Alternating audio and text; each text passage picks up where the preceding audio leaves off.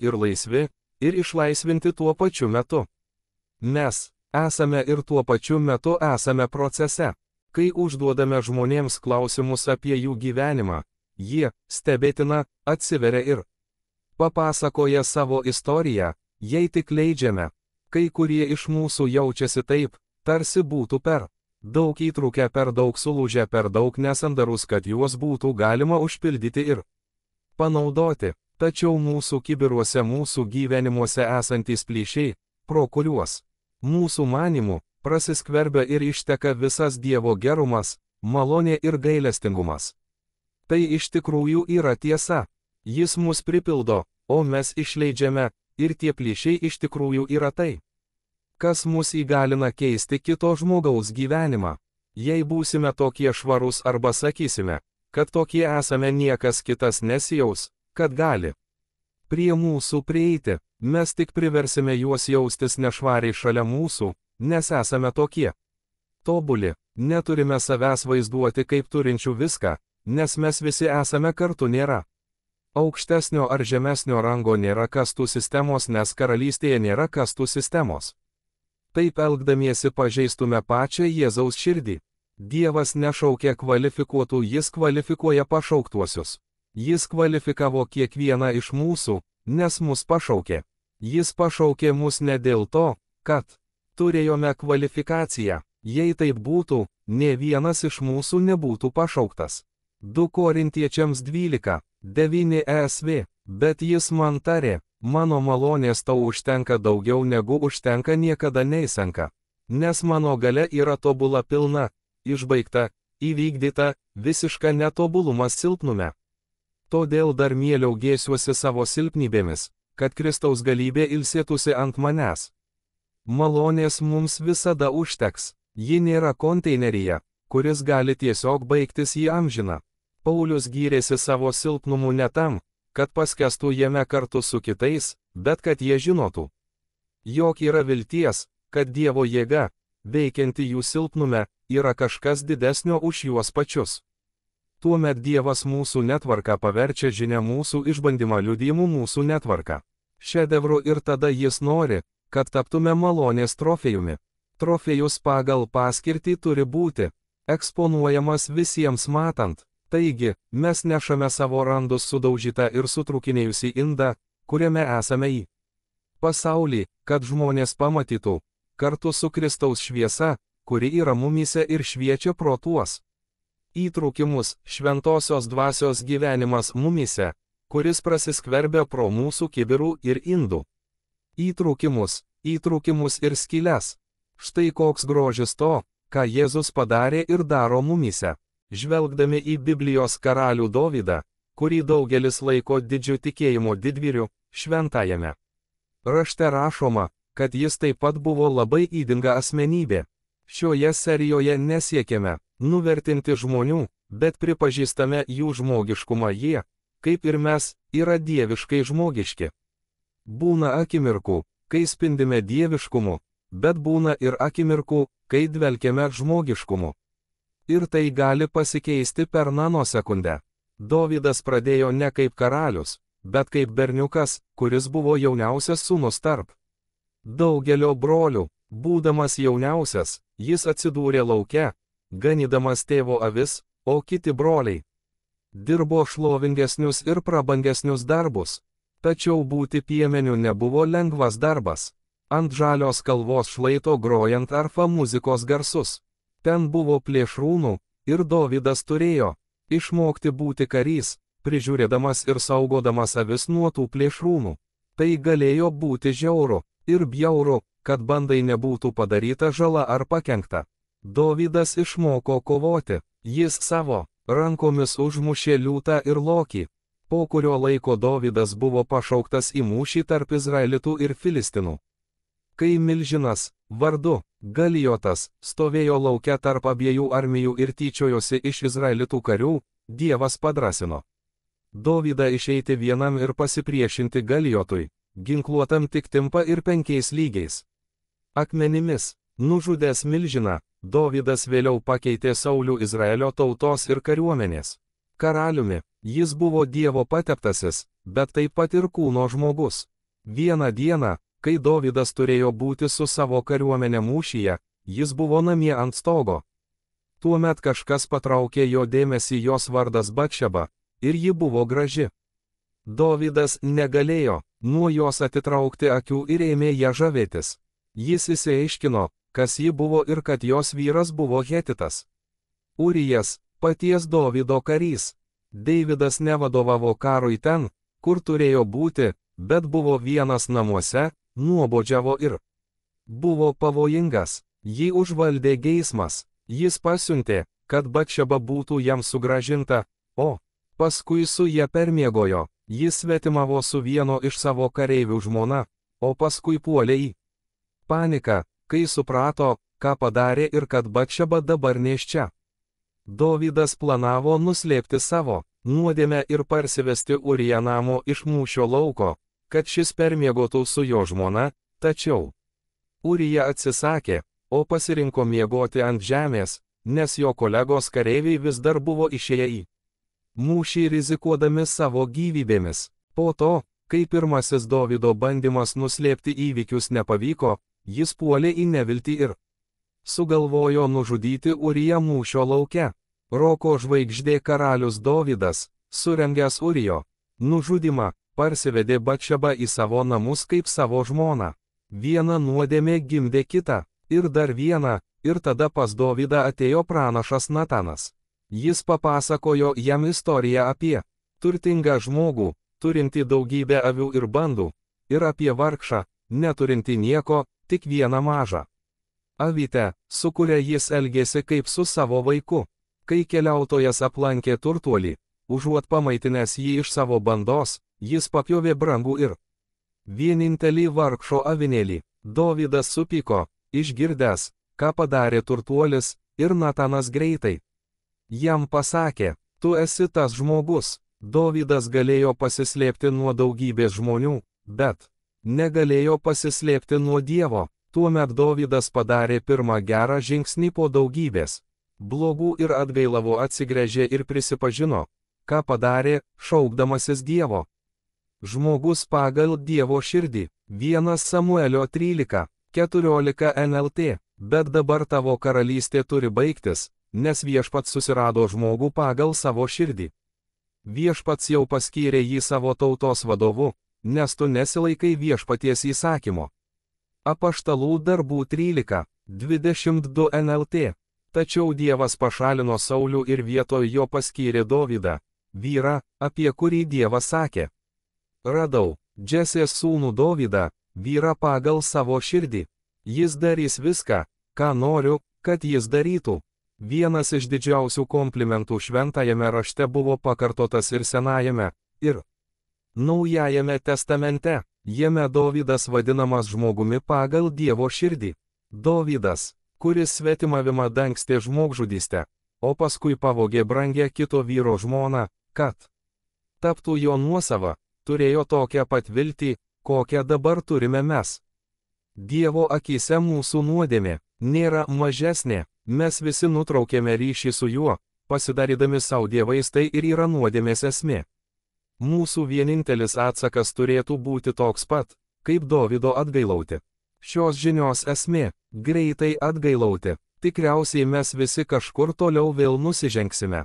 Mūsų pareiga mylinčio Dievo akivaizdoje pripažinti, ką padarėme, ir greitai atgailauti.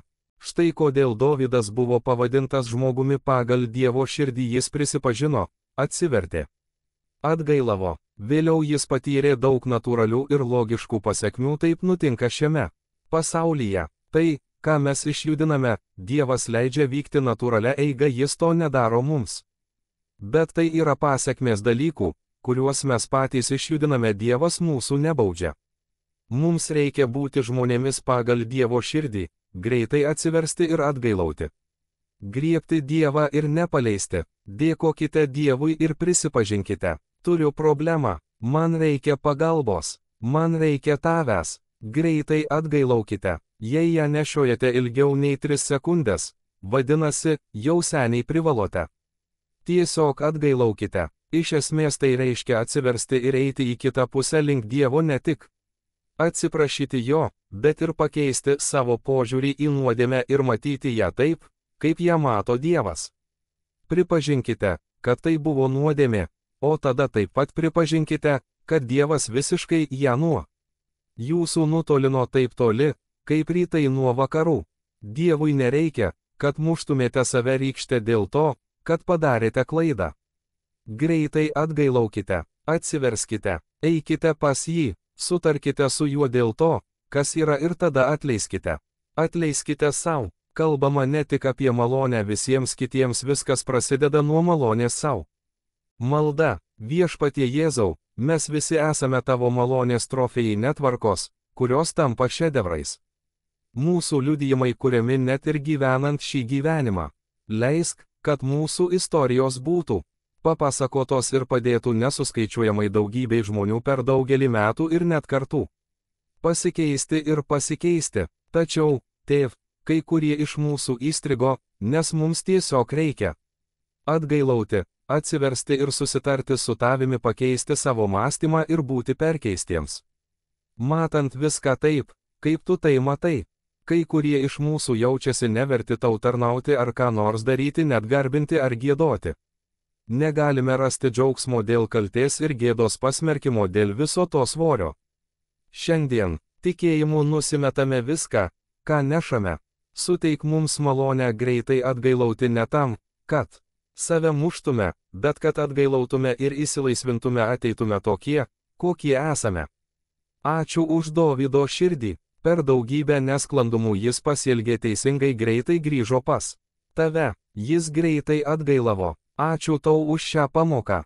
Jo didybė slypėjo ne jo vadovavime, bet atgailoje jo širdyje. Tėv, suteik mums savo malonę pasiimti savo pilnus kibirus ir išeiti iš čia, visur, kur tik eisime, skleisdami gyvenimą. Mes tave mylime ir gerbėme. Jėzaus vardu. Amen. Tilto bažnyčia, Frederiksburge, pastorius Jimmy Pruitt 2024 gegužės 19 d. Protų karai, ieškome savo kelio. Romiečiams 12:2. Turime suprasti, kad gyvenimo politika mūsų supa ir mes negalime į ją nepatekti.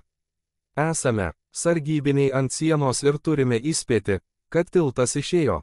Roma dega, ir mes turime ką nors daryti, ir ne tik dėl savo kartos. Tai neįvyko tik per vieną naktį ten, kur dabar esame. Atsidūrę kaip šalis, tai strateginis planas, kuris buvo kuriamas dešimtmečius.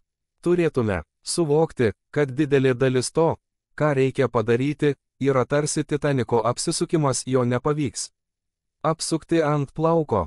Prireiks šiek tiek laiko, kad tai atstatytume, bet Jėzaus vardu mes tai padarysime. Turime pabusti. Šie dalykai neateina, jie jau čia. Bet tai nėra vien tik niūrus dalykas. Dievas vis dar yra soste. Jis neatlaisvino sosto ir nepaliko pastato kaip Elvis.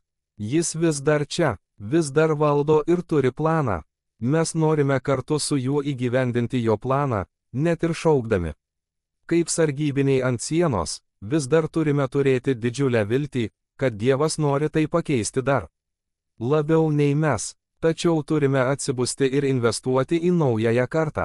Jie yra mūsų viltis, ir mes nenorime jų palikti griuvėsiuose. Norime būti jų starto aikštelė, ne jų lubos, bet tai reiškia, kad turime dirbti, ir visa tai tam tikrų būdų susiję su protų karais, kuriuos kovojame kaip tikintieji. Patarlių 14:12 KJV. Yra kelias, kuris žmogui atrodo teisingas, bet jo pabaiga mirties keliai. Turime būti atsargus ir žinoti, kad tai, kas, mūsų manimu, yra teisinga, turi baigtis, o mes turime derintis prie to, ką Dievas nori daryti mūsų gyvenime ir kultūroje šiandien. Negalime tęsti įprastų darbų, kišti galvų į smėlį, kaip nutiko 1930 Vokietijoje. Šiuo metu mūsų šalyje esame tokioje vietoje, kur taip nustumėme Dievą į šalį ir nustumėme jį toli nuo savęs. Kad kyla pavojus, jog jis paskelbs Ichabodas ir iškeliaus už mūsų ribų. Biblijoje sakoma, kad Dievas tik tiek laiko gali kovoti su žmogumi, o paskui tam tikru momentu jis sako, aš baigiu. Paliksiu tave savo, tačiau jau šiandien galime pakeisti savo bendruomenę. Tai kova, tai proto karas, kuris vyksta mūsų gyvenime, ir jis turi persikelti į veiksmo vietą, į veiklos ir veikimo vietą mes. Negalime būti tik žodžio klausytojai, bet turime būti žodžio vykdytojai. Tačiau pirmiausia, turime pažinti žodį, kadangi mes palikome Dievą nuošalyje, praradome savo kelią. Mes suskirstėme savo krikščionybę, tai tik sekmadieniais bažnyčioje, kur tai labai paprasta. Tačiau iš tikrųjų svarbu tai daryti. Už bažnyčios sienų, kitose mūsų gyvenimo srityse, kur gyvename, dirbame ir žaidžiame. Kur apsipirkinėjame ir kur gyvename.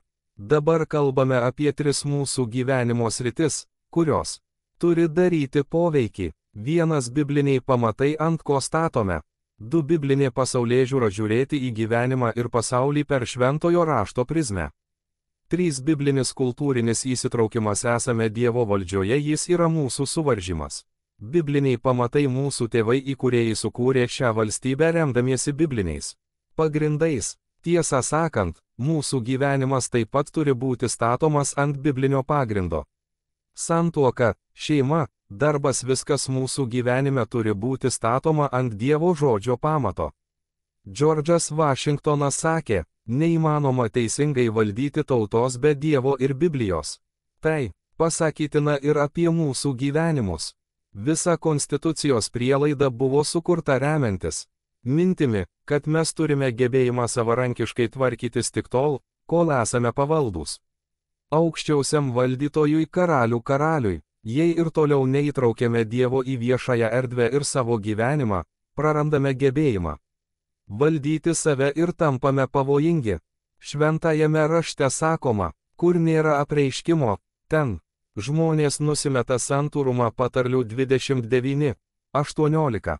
Kai paliekame Dievą nuošalyje, mes nusimetame santūrumą, o dabar kultūra yra nesuvaržyta, teisinga tapo neteisinga, o neteisinga dabar yra teisinga.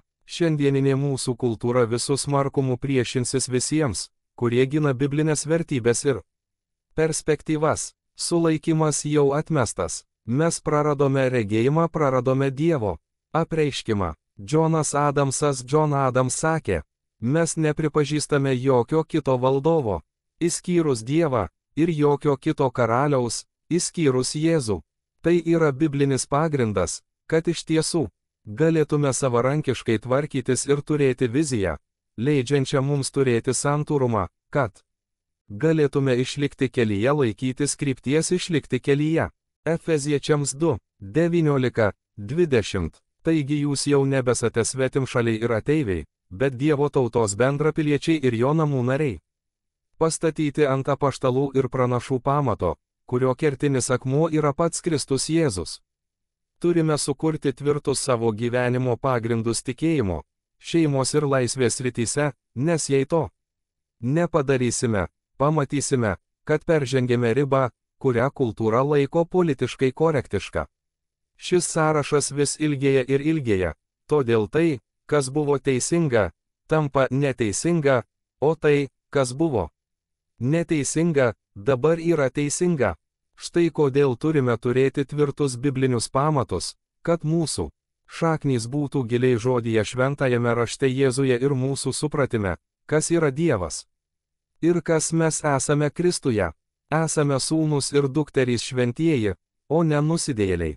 Kai tai žinome ir suprantame, turime apreiškimą ir įsisaviname tai savo gyvenime, atsiranda suvaržymas ir mes galime vaikščioti ir gyventi Dievą garbinantį gyvenimą, tačiau turime turėti biblinį pagrindą. Mūsų šaknys turi būti giliai, ten, kur yra vandens ir maistingųjų medžiagų, kai žiniasklaidos ir kultūros vėjai pučia į mus 100 mylių per valandą greičiu ir ne tik į mus, bet ir į mūsų vaikus. Tai niekinga, tamsi, labai reali ir apibrėžta strategija. Tai nėra paslėpta ir tai nėra sąmokslo teorija, tai tikrovė. Mes matome, kaip ją įgyvendina tos pačios grupės, finansuojamos iš tų pačių pinigų ir turinčios tą pačią marksistinę darbotvarkę, koledžų miesteliuose visoje šalyje. Patarlių 9, 10. Viešpaties baimė yra išminties pradžia, o šventojo pažinimas yra supratimas. Kaip pažinti šventąjį? Mes atsinešame knygą, būtent tai atnešė reformą ir atgimimą. Nehemijo ir Jozijo laikais jie sugrąžino žmones prie Dievo žodžio, sutvirtino jų pamatus ir tai lėmė atgimimą. Dabar mums reikia atgimimo. Tai, kas vyksta mūsų pasaulyje, labai panašu į pirmąjį ir antrąjį didžiuosius prabudimus. Viešpatie, leisk jam ateiti.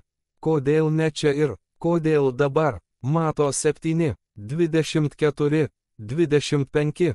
Todėl kiekvienas, kuris klausosi šių mano žodžių ir juos vykdo, yra panašus į išmintingą žmogų, pasistačiusi namą ant uolos.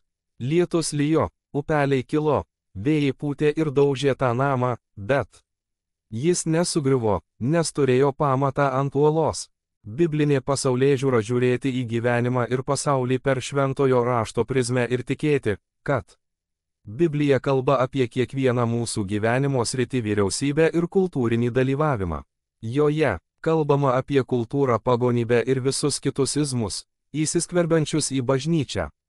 Visi Pauliaus taisomieji laiškai Naujajame testamente buvo skirti kultūrai ir tam, kas tuo metu vyko. Turime turėti ką pasakyti prie vandens šaldytuvo apie dabartinius įvykius ir kultūrą. Bibliniu požiūriu, Jėzus turi būti visų mūsų gyvenimo sričių viešpats. Jo viešpatavimas apima visas gyvenimo sritis. Turime turėti biblinę pasaulėžiūrą. Mes pamiršome Dievą, mes pamiršome maloningą ranką, kuri mūsų saugojo taikoje, padaugino, praturtino ir sustiprino, ir tuščiai įsivaizdavome, kad visi šie palaiminimai atsirado dėl mūsų pačių išminties ir dorybių. Apsvaigę nuo neblėstančios sėkmės, tapome per daug savarankiški, kad pajustume atperkančios ir įsaugančios malonės būtinybę, per daug išdidūs, kad melstume Dievą, kuris mus sukūrė. Abraomas Linkolnas. Dieve, duok mums vėl tokius prezidentus, duok mums tokius vyrus mūsų namuose, kurie vadovautų mūsų šeimoms, tokius trenerius ir mokytojus mūsų mokyklose. Net ir dabar turime daug nuostabių, stiprių, tikinčių ir rūpestingų mokytojų, kurie čia mūsų mokyklų sistemoje yra druska ir šviesa. Turime už juos melstis ir juos palaikyti. Lengva nusivilti tuo, kas vyksta aukštesnėme mūsų švietimo sistemos lygyje, bet pamirštame, kad yra gerų žmonių, kuriuos Dievas ten dabar turi, kurie yra druska ir šviesa. Pradžios 1 Range 3 NV. Pradžioje Dievas sukūrė dangų ir žemę. Žemė buvo beformė ir tuščia, virš gelmių. Paviršiaus tvyrojo tamsa, o Dievo dvasia sklandė virš vandenų. Ir Dievas tarė, tebūna šviesa, ir buvo šviesa. Hebrajams 11:3. Tikėjimu suprantame, kad visata buvo sukurta Dievo įsakymu. Taigi tai, kas matoma, nebuvo sukurta iš to, kas buvo matoma. Biblinė pasaulėžiūra prasideda nuo supratimo, kad Dievas tai padarė, kad jo žodis yra teisingas ir kad jis yra tas, kas sakosi esąs. Mes tikime, kad toks yra Dievas, kuriam tarnaujame, kad jis gali pasakyti bet ką, ir taip bus. Jis gali pasakyti, ramybė, būk ramus, ir šėlstanti jūra nurimsta. Jis gali užčiaupti karaliaus burną. Jis gali uždaryti vyriausybę, jei nori, ir gali ją